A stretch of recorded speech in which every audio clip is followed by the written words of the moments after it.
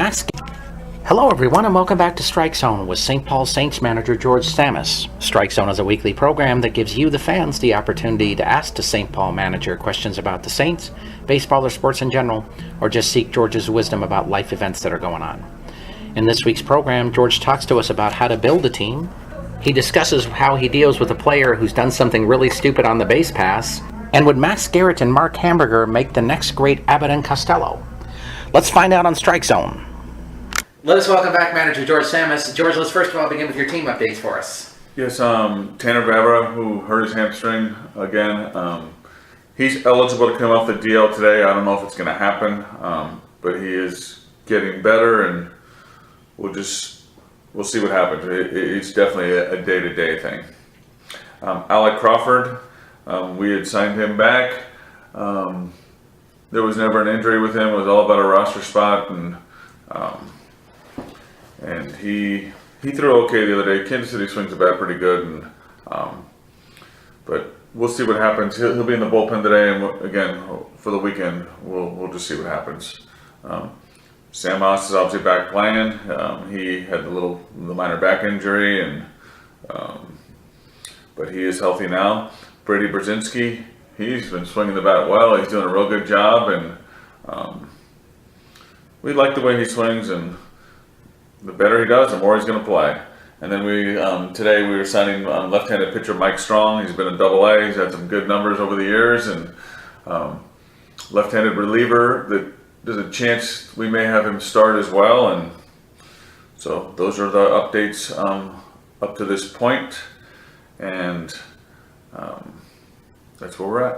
Would Mike Strong be on your team's roster tonight, or he's needing to come in still? He's here. He will be active for the second game of the doubleheader. Nice.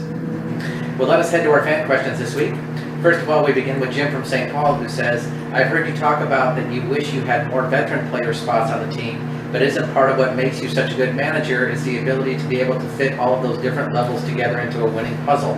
Tell you what, when the players play well, that's what makes the manager good, when the players go out there and get the job done. So they're doing a good job, but again, we still can be better. We can play better, we can hit better, we can pitch better, we can play better defense. Next up we have Chuck from Topeka. He says, well, I know you are not really completely satisfied with the overall play of your team. Isn't every team in the league seeming to miss something that would make them the real favorite? Absolutely. There are a lot of good teams in this league, and I don't think anybody's that much better than. I don't think the best team is that much better than the team that has the worst record, if you want to call it. There's good teams, and Kansas City, who didn't have a great record, beat us 2 out of 3, and I think their team's good. And Joplin, their lineup's good, man. They can hit with anybody, and so there are good teams all over, and you better play your best if you want to beat them, because guess what? If any team can beat anybody anytime they want. Harold from Chaska would like to know, you said that everyone has a green light to steal. Are there circumstances where you would take that off? No, everyone does not have the green light to steal. If that's what was said, then it was by mistake, or it's not accurate. Certain guys have the green light to steal, and guess what? These guys have been doing a good job running the bases this year, and I believe 54 stolen bases and caught stealing 10 times. So they're doing a good job, and hey, as long as they're smart and make their decisions, they'll have the green light to steal, those certain guys. Bob from Northfield would like to know, with your concerns about the inconsistency of your team's offense, doesn't it seem to make sense to catch Caldwell more, let one of the catchers go, and get a different hitter to DH? That's a very good question, and it's definitely not a bad question. It's a good question, but you know what? The catcher's doing a good job. I mean, Aaron Gretz is leading our team in hitting right now, and Maxx Garrett, he's done a good job back there, and Maxx may be the best defensive catcher of the 3. I mean, all 3 of them are doing a good job. That's a tough call, and with the roster move, it's some tough decisions on that. With the roster move, but all 3 of them we're happy with any one of them behind the plate. I would assume on that too, it's just not like there's a 25 home run hitter, a guy who 360 just waiting with no place to go. Yeah, it's here's the thing too. It's like we have to carry with 23 guys, we have to carry the 5 rookies. So it's not that we would release them, but Aaron Gretz is a rookie. You couldn't get rid of him anyways. And again, he's doing a good job back there. He's swinging the bat well, and he's doing a good job behind the plate. So that's a good question, a tough question, and there's probably not a real good answer to that question because they're all doing decent. Next up, Ian from St. Paul would like to know, what do you say to a player who has done something really stupid when he returns to the dugout? Sometimes you tell them that it was stupid. You tell them, if they do something real stupid, yeah, we're going to tell them. And sometimes things just don't work out, and you don't say anything to them, you don't even look at them, and you just try to move on. I would gather a lot of times they know they've done something stupid. Yes, and that's the thing too. Sometimes they know they made a stupid mistake, and if they know it, then you just let it go. And now if the same stupid mistake happens again, then they're really going to know about it.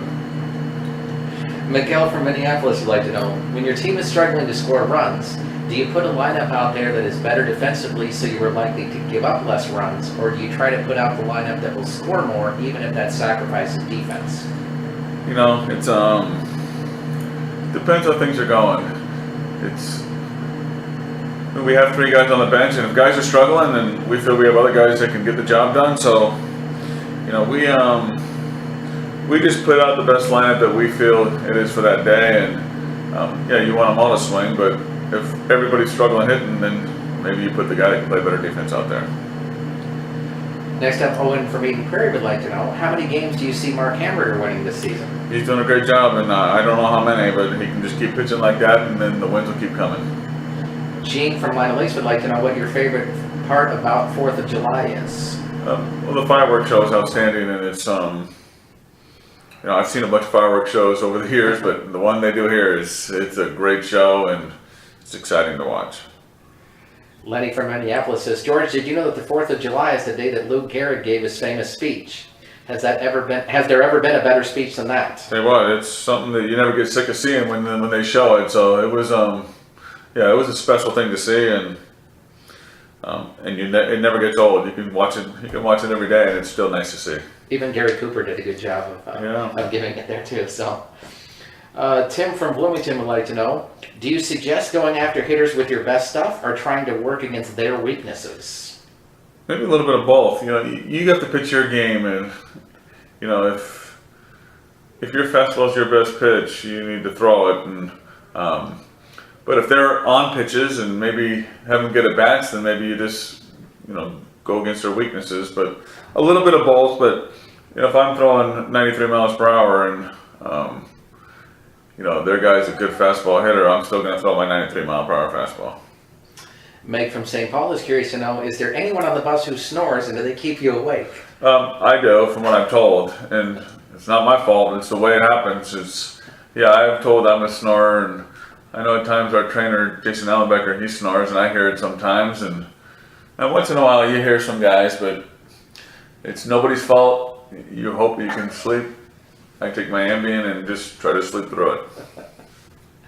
Our last question for the week comes from Jerry from Champlin. He says, I love those videos you guys play in the 9th inning.